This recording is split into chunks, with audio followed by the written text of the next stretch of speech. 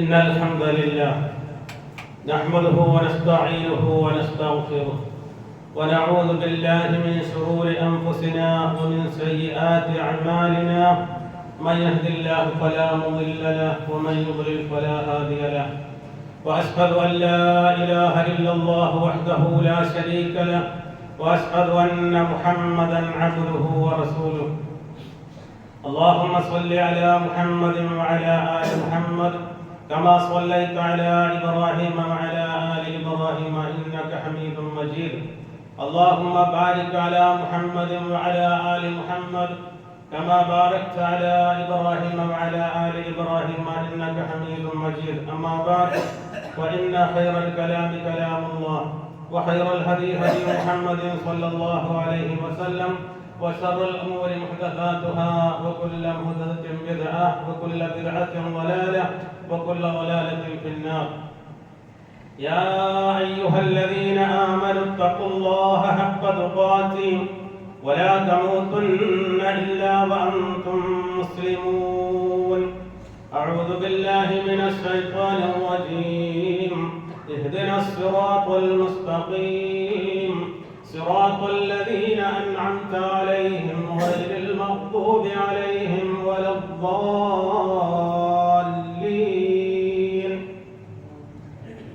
ഏറെ ആദരവുള്ള സത്യവിശ്വാസികളെ വിശ്വാസിനികളെ ജീവിതത്തിന്റെ എല്ലാ അവസരങ്ങളിലും ദീനിന്റെ നിയമങ്ങൾ പാലിച്ച് വിഹിറുകൾ പാലിച്ച് മുത്തഖീങ്ങളായി സൂക്ഷ്മതയുള്ളവരായി ജീവിക്കണമേ എന്ന് എന്നോടും നിങ്ങളോടും അതിന്റെ ഗൗരവത്തിൽ ഉണർത്തുന്നു, തഖ്വ കൊണ്ട് വസിയത്ത് ചെയ്യുന്നു. റബ്ബ് സുബ്ഹാനഹു വ തആല മുത്തഖീങ്ങൾ ഉൾപ്പെടുത്തി നമ്മൾക്ക് അനുഗ്രഹിക്കുമാറാകട്ടെ.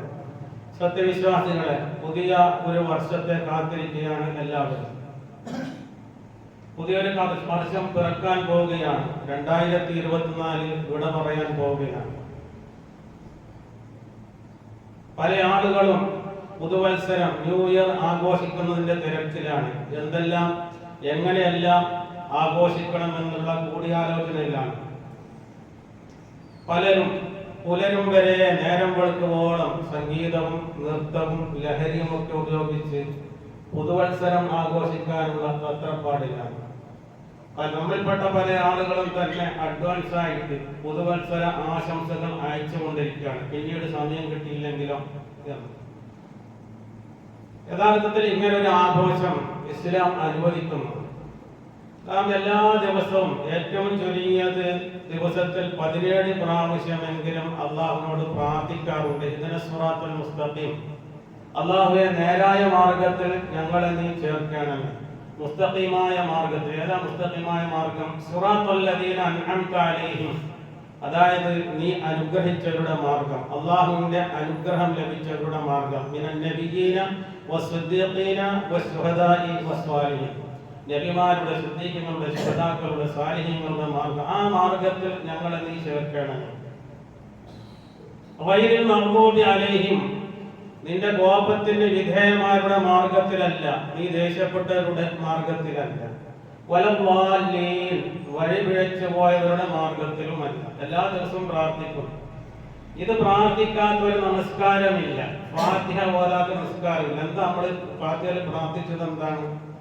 അല്ലാഹുവേ നബിമാരുടെ മാർഗത്തിൽ ഞങ്ങളെ നീ ചേർക്ക്, അതാണ് നേരായ മാർഗം. യഹൂദികളുടെ മാർഗത്തിൽ ഞങ്ങളെ നീ ചേർക്കാൻ.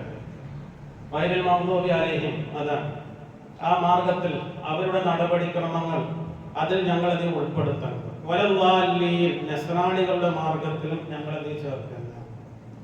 വഴിപിഴച്ചവരുടെ മാർഗത്തിലും ഞങ്ങളെ നീ ചേർക്കല്ല.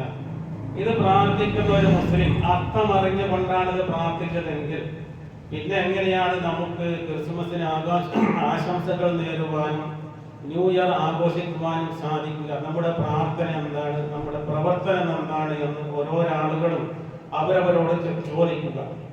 അപ്പോൾ നോക്കൂ, ഇത് 2024 ഡിസംബർ 27 നമുക്കൊക്കെ അറിയാം.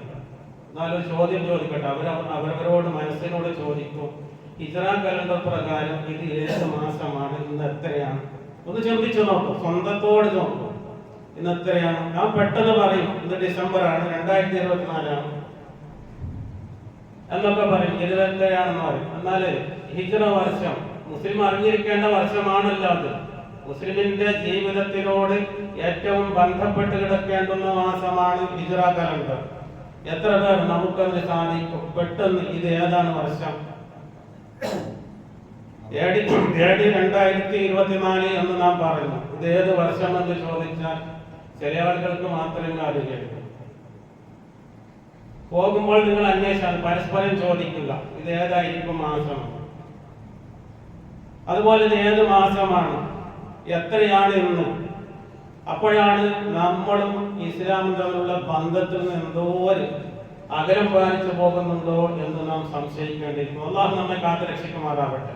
അതുകൊണ്ട് പുതുവർഷത്തിന് യാതൊരു പ്രത്യേകതയും ഇസ്ലാം കൽപ്പിച്ചിട്ടില്ല. അങ്ങനെ ഒരു പ്രത്യേകതയും ഇല്ല. പുതിയ വർഷം വന്നതുകൊണ്ട് അതിന് പ്രത്യേകതയൊന്നും ഇസ്ലാം കൽപ്പിച്ച ആഘോഷങ്ങളില്ല. മുസ്ലിമിന് അങ്ങനെ ആഘോഷിക്കാനുള്ള സാധ്യതയുമില്ല. ആ ദിവസം പ്രത്യേകമായ ആഘോഷങ്ങൾക്കും ഇസ്ലാമിൽ ഒരു മാതൃകയുമില്ല. പിന്നെ ചിന്തിക്കുന്നവർക്ക് ചിന്തിക്കുവാൻ ആയുസ്സിൽ നിന്ന് ഒരു വർഷം ഒഴിഞ്ഞു പോയി. നമ്മുടെ ആയുസ് അള്ളാഹു വെച്ചിട്ട് ആയുസ്സിൽ നിന്ന് ഒരു വർഷം കൂടി തീർന്നു പോയി. അള്ളാഹു നമുക്ക് അധ്വാനിക്കുവാൻ വേണ്ടി പ്രകാശമുള്ള പകലും വിശ്രമിക്കുവാൻ വേണ്ടി രാത്രിയും ഒക്കെ ഏർപ്പെടുത്തി തന്നു. അതിൽ നിന്ന് ഒരു വർഷം കഴിഞ്ഞു പോയി. പുതിയ വർഷം പിറക്കുമ്പോൾ ചിന്തിക്കേണ്ട ഒരുപാട് കാര്യങ്ങളുണ്ട്. അതിൽ ഏറ്റവും പ്രധാനപ്പെട്ടത് നാം അടുത്തുകൊണ്ടിരിക്കുകയാണ് മരണത്തിലേക്ക്. ഒന്നാമത് ഈ പുതുവത്സര ചിന്തകൾ. അങ്ങനെ ചിന്തിക്കുമ്പോൾ ആഹ്ലാദിക്കല്ല വേണ്ടത്. നമുക്ക് ആഹ്ലാദമാണ്, പക്ഷെ നമ്മുടെ ആയുസ്സിൽ നിന്ന് ഒരു വർഷം കുറഞ്ഞു പോയി. പുതിയ വർഷം വരുമ്പോൾ ഓർക്കേണ്ടത് മരണത്തിലേക്ക് നാം അടുത്തുകൊണ്ടിരിക്കുന്നു എന്നുള്ളതാണ്. ദിവസങ്ങളും ആഴ്ചകളും മാസങ്ങളും ഇങ്ങനെ കടന്നു പോയിക്കൊണ്ടിരിക്കുന്നു. ആയുസ്സും അതുപോലെ തീർന്നുകൊണ്ടിരിക്കുന്നു. ചുമരിലുള്ള ഘടികാരം ഓരോ സെക്കൻഡ് പിടിക്കുമ്പോഴും നമ്മുടെ ആയുസ്സിൽ നിന്നുള്ള ഓരോ സെക്കൻഡുകളാണ് പോയിക്കൊണ്ടിരിക്കുന്നത്. ഒരിക്കലും തിരിച്ചു വരികയില്ല. ചെരുപ്പിന്റെ വാറിനേക്കാൾ അടുത്ത് മരണം നമ്മെ കാത്തിരിക്കുന്നുണ്ട്. മരണത്തിൽ നിന്ന് രക്ഷപ്പെടുവാൻ ആർക്കും സാധിക്കില്ല. അധികാരമുണ്ടാകും. ഒരുപാട് വർഷം ഇന്ത്യ ഭരിച്ച പ്രധാനമന്ത്രി മരണപ്പെട്ടു പോയി. ഒരു കാലത്ത് വലിയ ഭരണാധികാരി ആയിരുന്നു. എന്തായിപ്പം എത്രയോ സമ്പന്മാർ, രാജാക്കന്മാർ എല്ലാവരും മരിച്ചുപോയി. ആരുമില്ല ഇവിടെ. പുതുവത്സരം വരുമ്പോൾ നാം ചിന്തിക്കേണ്ടത് നബി സല്ലല്ലാഹു അലൈഹി വസല്ലമ പറഞ്ഞതായി അബൂ ഹുറൈറ പറയുന്ന ഒരു വാക്കുണ്ട്,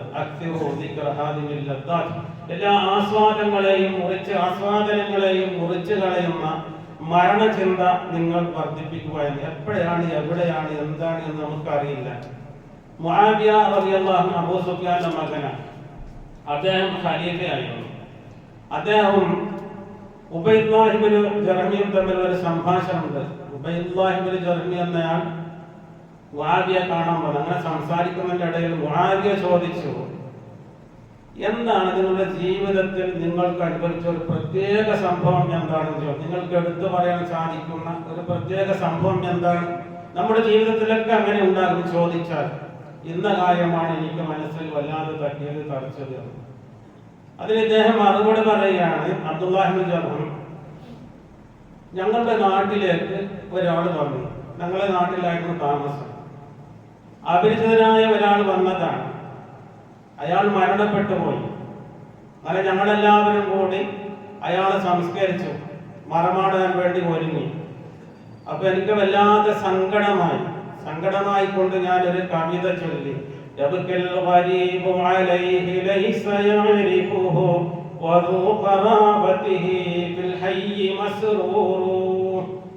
അപരിചിതരായ ആളുകൾ ഇയാൾക്ക് വേണ്ടി കരയുന്നു.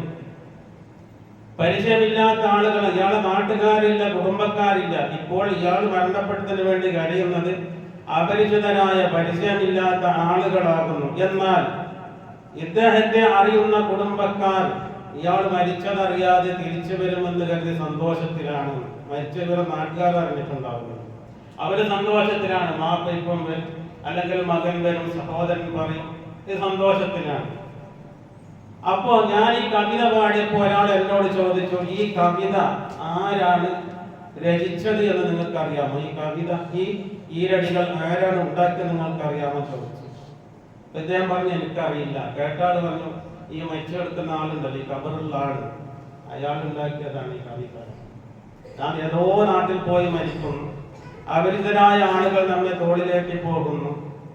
നമ്മുടെ നാട്ടുകാർക്ക് അത് അറിയണമെന്നില്ല. പലപ്പോഴും ഈ വിജ്ഞാന വിസ്ഫോടനം നടന്ന ഈ കാലത്തും ഇൻഫർമേഷൻ ടെക്നോളജി ഇത്രയെല്ലാം വികസിച്ച കാലത്തും അപരിചിതരായ എത്രയോ ആളുകൾ മരണപ്പെട്ടു പോകും. ഇത്രയൊക്കെ വികസിച്ച കാലത്തും നാം ചിന്തിക്കുക എവിടെയാണെന്ന് അറിയില്ല. അപ്പോൾ നാം ചിന്തിക്കുക എപ്പോഴും മരണം നമ്മോടൊപ്പം ഉണ്ട്. അതാണ് 2024 വിട പറയുമ്പോൾ നമ്മൾ ചിന്തിക്കേണ്ട ഒരു കാര്യം. إن الله عنده علم الساعة وينزل الغيث ويعلم ما في الأرحام وما تدري نفس ماذا تكسب غدا وما تدري نفس بأي أرض تموت إن الله عليم خبير. علم الساعة അതിന്റെ അറിവ് അല്ലാഹുവിനാകുന്നു. അന്ത്യദിനത്തിന്റെ അറിവ്, മഴ വർഷിപ്പിക്കുന്നതിന്റെ അറിവും അവന്റെ തന്നെയാണ് അറിയുക. അങ്ങനെ പറഞ്ഞു ഇങ്ങനെ ഏത് നാട്ടിൽ വെച്ചാണ് മരിക്കുക എന്ന് ഒരാൾക്കും അറിയാൻ സാധിക്കുകയില്ല എന്ന് അല്ലാഹു റസൂൽ സ്വല്ലല്ലാഹു അലൈഹി വസല്ലം പറയുന്നു. എന്റെ ഉമ്മത്തിന്റെ ആയുസ് 60-ന്റെയും 70-ന്റെയും ഇടയിലാണ്. ശരാശരി ആയുസ്. എല്ലാവരും 60 വയസ്സ് വരെ ജീവിക്കുമെന്നല്ല, 70 ആകുന്നതിന് മുമ്പ് എല്ലാവരും മരിച്ചു പോകുമെന്നല്ല.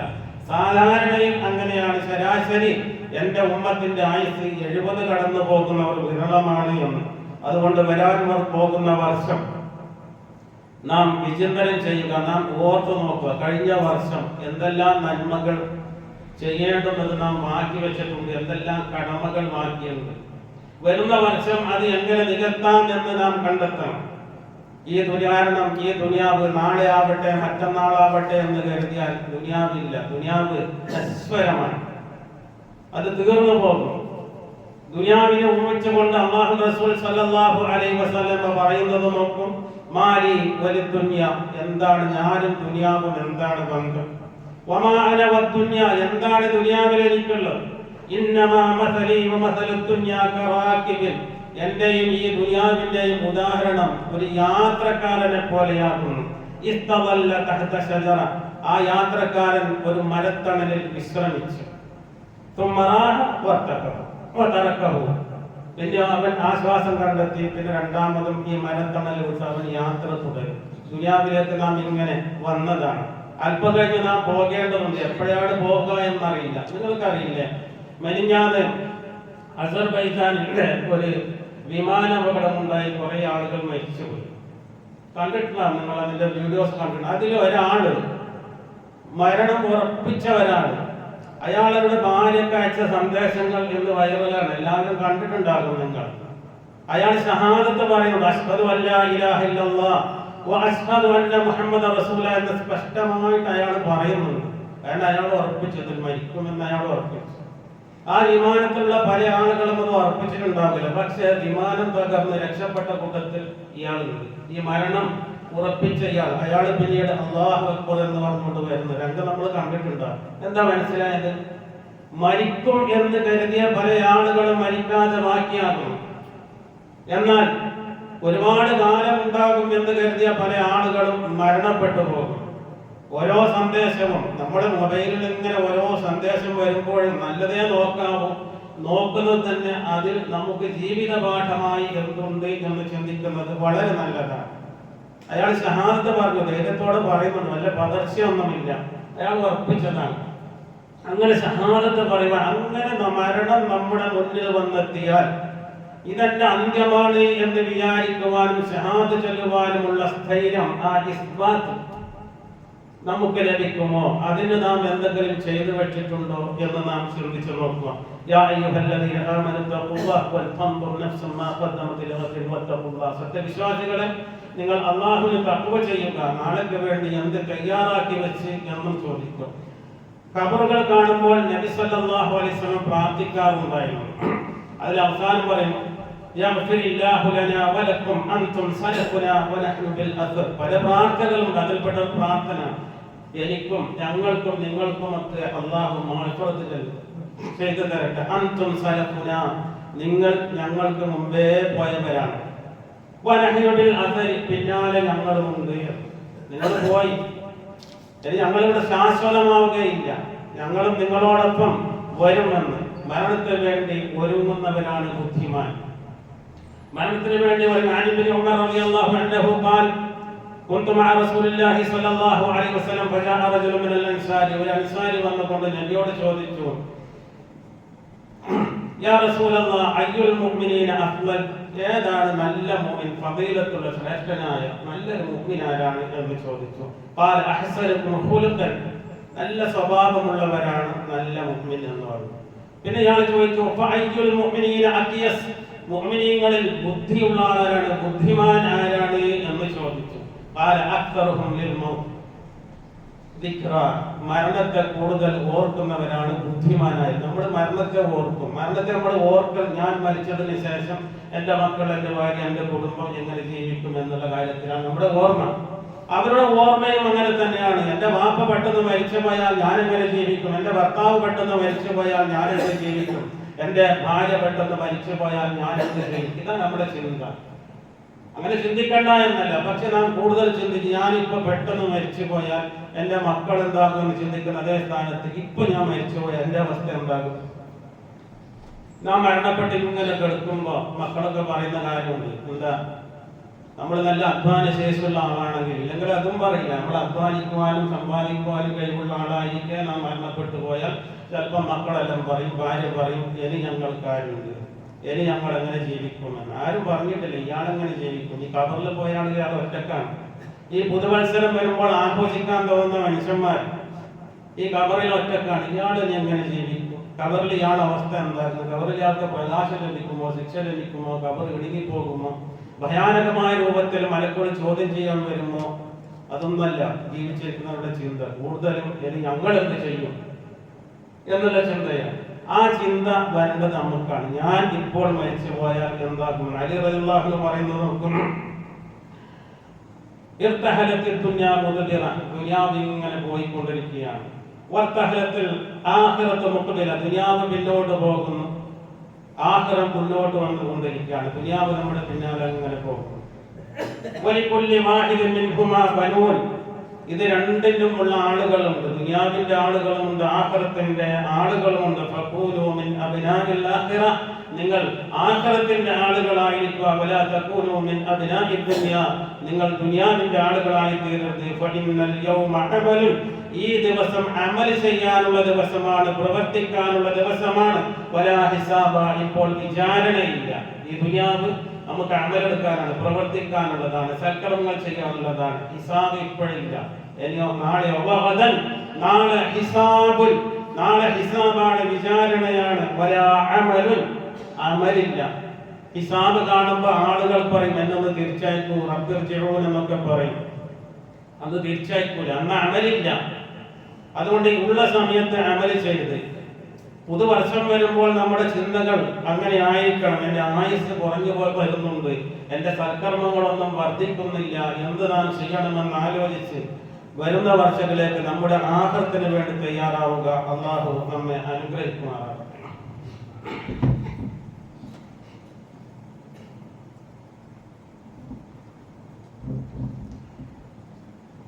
അൽഹംദുലില്ലാഹി റബ്ബിൽ ആലമീൻ. اللهم صل على محمد وعلى آل محمد كما صليت على إبراهيم وعلى آل إبراهيم إنك حميد مجيد. يا أيها الذين آمنوا اتقوا الله حق تقاته ولا تموتن إلا وأنتم مسلمون. സത്യവിശ്വാസികളെ, ഒരിക്കൽ കൂടി അല്ലാഹുവിനെ തഖ്വ ചെയ്ത് മരണചിന്തയോട് ജീവിക്കണമെന്ന് എന്നോടും നിങ്ങളോടും ഉണർത്തുന്നു. അല്ലാഹു നമ്മെ അനുഗ്രഹിക്കുമാറാകട്ടെ. നല്ല മനുഷ്യനെ കുറിച്ച് അല്ലാഹു റസൂൽ സ്വല്ലല്ലാഹു അലൈഹി വസല്ലം പഠിപ്പിച്ചു നോക്കും. അന്ന അറാബിയൻ ഖാല യാ റസൂലല്ലാഹ് മൻ ഖൈറുൻ നാസ്, ആരാണ് നല്ല മനുഷ്യൻ? ഖാല മൻ ഖാല ഉമറുഹു വഹസന അമലുഹു, അയാളുടെ ആയുസ് ദീർഘം കിട്ടി, അയാളുടെ അമലുകൾ നന്നായി, ആയുസ് വർദ്ധിപ്പിച്ചു, അതോടൊപ്പം അയാളുടെ അമലുകൾ നന്നാക്കുകയും ചെയ്തു, അയാളാണ് നല്ല മനുഷ്യൻ എന്ന്. ഖാല ഫഅയ്യുൻ നാസി ശർറുൻ, ശർറായ മനുഷ്യൻ ആരാണ് എന്ന് ചോദിച്ചപ്പോൾ അല്ലാഹു റസൂൽ മൻ ഖാല ഉമറുഹു, ആയുസ് ദീർഘമായി ലഭിച്ചു, വസാഅ അമലുഹു, പ്രവർത്തനങ്ങൾ മോശമാക്കുകയും ചെയ്തു. നമുക്ക് കുറെ ആയുസ് കിട്ടിയില്ലേ? ആയുസ് കിട്ടിയിട്ട് ഞാൻ എന്ത് ചെയ്തു? ആയുസ് കിട്ടിയത് കൊണ്ട് നാം എന്ത് ചെയ്ത്? ഏത് നന്മയാണ് നാം വർദ്ധിപ്പിച്ചത്? നമ്മുടെ ജീവിതത്തിൽ ആയുസ് ദീർഘിച്ചുകൊണ്ട് നന്മയാണോ വർദ്ധിക്കുന്നത്, അല്ല തിന്മയാണോ വർദ്ധിക്കുന്നത് എന്ന് ചിന്തിക്കും. ഓരോ ദിവസം നാം ഇരിപ്പിലേക്ക് എത്തിയാൽ ചിന്തിച്ചു നോക്കുക, ഇന്നത്തെ എൻ്റെ പ്രവർത്തനം എങ്ങനെയാണ്? വിചാരണ ചെയ്യുക. നാം സ്വയം വിചാരണ ചെയ്യും. ഇന്ന് ഞാൻ രാവിലെ എഴുന്നേറ്റ് വിരിപ്പിലേക്ക് എത്തുന്നത് വരെ ഞാൻ എന്തെല്ലാം നന്മകൾ ചെയ്തു, തിന്മകൾ എന്തെല്ലാം ചെയ്തു, ആ തിന്മകളിൽ നിന്ന് എന്താണ് പരിഹാരം, എങ്ങനെയാണ് എനിക്ക് പരിഹാരം കണ്ടെത്താൻ സാധിക്കുക എന്ന് ചിന്തിച്ചാൽ തീർച്ചയായും നല്ലൊരു പുലരി നമുക്കുണ്ടാകും. നാം നോക്കൂ, അതുകൊണ്ട് നാം തൗബ ചെയ്ത് നന്നാവുക. കോവിഡ് വന്നപ്പോൾ നമ്മളൊക്കെ കൈ കഴുകി. കോവിഡ് വന്ന കാലത്ത് എല്ലാവരും കോവിഡ് കൈ കഴുകി, അഴുത്ത് കഴുകി. പിന്നെ വായു മൂക്ക് മൂടിക്കെട്ടി. അതേപോലെ ഇനിയുള്ള ജീവിതത്തിലും നാം അനീതി ഒന്നും ചെയ്യാതെ നമ്മുടെ കൈകൾ പിടിച്ചു വെക്കണം, കൈകൾ ശുദ്ധമാക്കണം, വായു മൂടണം, ആവശ്യമില്ലാതെ സംസാരിക്കാൻ പാടില്ല. കോവിഡ് നമ്മൾ പഠിച്ച പാടാണ്. ആ മാസ്ക് ഉണ്ടല്ലോ, മാസ്ക് ഇല്ലെങ്കിലും നമ്മുടെ വായ കേൾക്കുന്ന ഒരു ഇത് കാണാം. നാം സ്വയം നിയന്ത്രണം കണ്ടെത്തണം. കാരണം നമ്മെ ഏറ്റവും കൂടുതൽ തിന്മയിലേക്ക് എത്തിക്കുന്നത് നമ്മുടെ നാവാണ്. അതുകൊണ്ട് നാം തൗബ ചെയ്യുക, നന്നാവുക. നിർബന്ധ ബാധ്യതകളൊക്കെ നാം ചെയ്തു തീർത്തോ. ഫർദ് നിസ്കാരം കൃത്യമായി നിർവഹിച്ചു. റമദാൻ അടുത്തത് വരാനിരിക്കുകയാണ്. കഴിഞ്ഞ റമദാനിൽ നഷ്ടപ്പെട്ടു പോയ നോമ്പുകൾ ബാക്കിയുള്ള ആളുകളുണ്ടാകും, പ്രത്യേകിച്ചും സ്ത്രീകൾ. അത് നൂറ്റുകിട്ടാൻ ശ്രമിച്ചോ? സക്കാത്ത് ബാക്കിയുള്ള ആളുകൾ അതിനെപ്പറ്റി ചിന്തിച്ചോ? കണക്ക് കൂട്ടിയോ? സക്കാത്ത് കൊടുത്തോ? ഖുർആനുമായുള്ള നമ്മുടെ ബന്ധം എന്താണ്? ഖുർആൻ എല്ലാവരും മുമ്പ് ഞാനൊക്കെ മദ്രസയിൽ പോകുന്ന കാലത്ത് ഒരു വീട്ടിൽ രണ്ടാൾക്ക് ഒരു ഖുർആനായിരുന്നു, ഒരു മുസ്ഹഫ് കിട്ടാനില്ല. ഒരാൾ ഓതിയ മുസ്ഹഫ് അങ്ങനെ കാലങ്ങളോടെ 10-15 കൊല്ലമുള്ള ഒരു മുസ്ഹഫ് ഉണ്ടാവും. ബാപ്പ ഓതിയ മുസ്ഹഫിൽ തന്നെയാണ് മക്കൾ ഓതുന്നത്. ഇന്ന് ഖുർആന്റെ കോപ്പികൾ ഇഷ്ടം പോലെയുണ്ട്. ഖുർആനുമായുള്ള ബന്ധം വളരെ കുറവാണ്. ഖുർആൻ കേൾക്കുന്നത് തന്നെ പലപ്പോഴും ചില ആളുകൾക്കൊന്നും ഇഷ്ടമല്ല ഖുർആൻ. അതുകൊണ്ട് ഖുർആനുമായുള്ള നമ്മുടെ ബന്ധം എന്താണ്? നമ്മുടെ പള്ളിയിൽ വെച്ച് പരീക്ഷ നടക്കാൻ പോവുകയാണ് ഖുർആനിന്റെ. ഖുർആൻ ക്ലാസുകൾ നടക്കാറുണ്ട്, ഖുർആൻ ക്ലാസുകൾ നടക്കാറുണ്ട്. സംബന്ധിക്കുക ഖുർആനുമായി നമ്മുടെ മനസ്സ്, ആ ഖുർആനുമായി നമ്മുടെ മനസ്സ് നാം എത്തിക്കുക. ഇല്ലെങ്കിൽ ഖുർആനിൽ നിന്ന് നാം അകന്നു പോയാൽ അല്ലാഹു റസൂൽ പറയും, ഈ ഖൗമ് ഖുർആനിനെ അതിവിദൂരം വലിച്ചെറിഞ്ഞിരിക്കുന്നു എന്ന് അല്ലാഹു റസൂൽ ആ പരാതി പറയും. മഹ്ശറിൽ വെച്ച് ഖുർആനുമായിട്ട് നമ്മുടെ ബന്ധം എന്താണ്? 5-ാം തീയതി പരീക്ഷ നടക്കുകയാണ്. നമുക്കും ഒരു സെന്റർ. ആ പരീക്ഷയിൽ എല്ലാവരും സംബന്ധിക്കും. 12 വയസ്സിന് മുകളിലുള്ള എല്ലാവരും സംബന്ധിക്കും. അള്ളാഹു നമുക്ക് ഖുർആനുമായുള്ള ബന്ധം ഉണ്ടാക്കുവാൻ വേണ്ടി അള്ളാഹു നിശ്ചയിച്ച ഒരു മാർഗമാണ്, ഒരു അവസരമാണ് എന്ന് നാം കണ്ടെത്തുക. നമ്മുടെ അടുക്കൽ പണമുണ്ടായിട്ടും വർഷങ്ങൾക്ക് ആരെങ്കിലും നാം സഹായിച്ചോ? കഴിഞ്ഞ വർഷം നമ്മളിങ്ങനെ ചിന്തിച്ചു നോക്കിയാൽ, പണ്ട് ഗുഹാവാസികൾ പെട്ടതുപോലെ നാം പെട്ടെന്ന് ഗുഹയിൽ പെട്ടുപോയി എന്ന് കരുതുക. രക്ഷപ്പെടാൻ ഒരു മാർഗവുമില്ല. ഗുഹാവാസികൾ 3 നാൾ പ്രാർത്ഥിച്ചില്ലേ? ഗുഹയിൽ അകപ്പെട്ട 3 ആളുകൾ പ്രാർത്ഥിച്ചില്ലേ? അങ്ങനെ ഏതെങ്കിലും നന്മ അവരങ്ങനെ ചിന്തിച്ചു, ഇങ്ങനെ ഈ ഗുഹയിൽ നിന്ന് എങ്ങനെ രക്ഷപ്പെടും എന്ന് ചിന്തിച്ചു. കേട്ടതാണ്, കഥ കേട്ടതാണ്, ചിന്തിച്ചു. അങ്ങനെ ഒരാൾ പ്രാർത്ഥിച്ചു. ഹറാം ചെയ്യാനുള്ള എല്ലാ ചാൻസ് ഉണ്ടായിട്ടും അള്ളാഹുവിനെ ഭയപ്പെട്ടുകൊണ്ട് വ്യഭിചാരം എന്നുള്ള ഹറാമിൽ നിന്ന് അയാൾ മാറി, തെറ്റിൽ നിന്ന് മാറി വന്നു. അത് പ്രാർത്ഥിച്ചു, അള്ളാഹുനോട് പ്രാർത്ഥിച്ചു, ഞാനാ ചെയ്തത് നിന്റെ വചന ഉദ്ദേശിച്ചാണ്, ഞങ്ങളെ രക്ഷപ്പെടുന്നെന്ന് പ്രാർത്ഥിച്ചപ്പോൾ ഗുഹാമുഖത്തിൽ നിന്നും അവിടെ ഗുഹാമുഖം അടഞ്ഞിരുന്ന കല്ല് അല്പം ഇങ്ങോട്ട് നീങ്ങിക്കിട്ടി. മറ്റാൾ പ്രാർത്ഥിച്ചത് മാതാപിതാക്കൾക്ക് നന്മ ചെയ്തതിനെ പറ്റിയാണ്. എൻ്റെ മാതാപിതാക്കൾക്ക് നന്മ ചെയ്യുന്നതിനെ പറ്റി പ്രാർത്ഥിച്ചു, നിന്നെ ഉദ്ദേശിച്ചാണ് ഞാൻ അത് ചെയ്തത്, നീ സ്വീകരിച്ചിട്ട് രക്ഷപ്പെടുത്തണെന്നാണ്. കല്ല് വീണ്ടും അങ്ങോട്ട് പോയി. മറ്റൊരാൾ പ്രാർത്ഥിച്ചത് തന്റെ തൊഴിലാളിയുടെ ശമ്പളം മടി കൂടാതെ നൽകിയത് കൊണ്ടാണ്, പണിയെടുത്തോന്റെ കാശ് കൊടുത്തോണ്ടാണ്. ഏതെങ്കിലും നന്മ നമ്മൾ ഇന്ന് പെട്ടെന്ന് അങ്ങനെ ഒരു കുടുക്കിൽപ്പെട്ടു. എന്ത് പറഞ്ഞിട്ടാണ് നമ്മൾ പ്രാർത്ഥിക്കുക? എന്താണ് നമ്മുടെ ഇതിലുള്ളത്? എന്താണ് പ്രത്യേകിച്ച് എന്ത് അമലാണ് ഈ ഒരു കുടുക്കിൽപ്പെട്ടു പോയാൽ പ്രാർത്ഥിക്കുവാൻ നമ്മുടെ കയ്യിൽ സൽക്കർമ്മമായി എന്താണ് ഉള്ളത് എന്ന് വെച്ചാൽ എന്തെങ്കിലും ഒന്ന് നാം കണ്ടെത്തുക. ആർക്കെങ്കിലും ഒരാൾക്ക് നമ്മെ കൊണ്ടൊരു നന്മ ഉണ്ടായിട്ടുണ്ടോ എന്ന് ചിന്തിക്കുക. അതുകൊണ്ട് നിത്യജീവിതത്തിലെ പ്രാർത്ഥനകൾ നാം പതിവാക്കുക. മരണം എപ്പോഴും നമ്മുടെ മുമ്പിലുണ്ട്. അതുകൊണ്ട് ലോകശുദ്ധാദിനെ പോലും മറന്നുകൊണ്ട് ആഘോഷത്തിമർത്തിൽ കാക്കുന്ന ഈ ന്യൂ ഇയർ ആഘോഷങ്ങളിലൊന്നും നാം പങ്കെടുക്കാതിരിക്കുക. നമ്മുടെ ആയുസ്സിൽ നിന്ന് ഒരു വർഷം നഷ്ടപ്പെട്ടു എന്നുള്ള കാര്യം ഓർത്തുകൊണ്ട് അള്ളാഹുവിന്റെ മുമ്പിൽ കീഴടങ്ങിക്കൊണ്ട് അള്ളാഹു തന്ന ജീവിതമാണ് അള്ളാഹുവിന് വേണ്ടി സമർപ്പിക്കുക. അള്ളാഹു നമ്മിൽ നിന്ന് വന്നുപോയ എല്ലാ തെറ്റുകുറ്റങ്ങളും അള്ളാഹു വിട്ടുപുറത്ത് മാപ്പാക്കി തരുമാറാവട്ടെ. അള്ളാഹു നമുക്ക് ആയുസ് തരികയാണെങ്കിൽ നല്ല കർമ്മങ്ങൾ ചെയ്യുവാനും അള്ളാഹുവിന് മുമ്പിൽ അതുമായി പോയി ഖബറിലത് പ്രകാശമായി തീരുവാനും അള്ളാഹു നമുക്ക് കാരണമാക്കി തീരുമാറാവട്ടെ. നമ്മിൽ നിന്ന് മരണപ്പെട്ടു പോയവർക്ക് അള്ളാഹു മഗ്ഫിറത്തും മർഹമത്തും നൽകി അനുഗ്രഹിക്കുമാറാവട്ടെ. ربنا آتنا في الدنيا حسنة وفي الآخرة حسنة وقنا عذاب النار.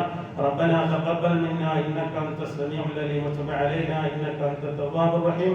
آمين برحمتك يا أرحم الراحمين.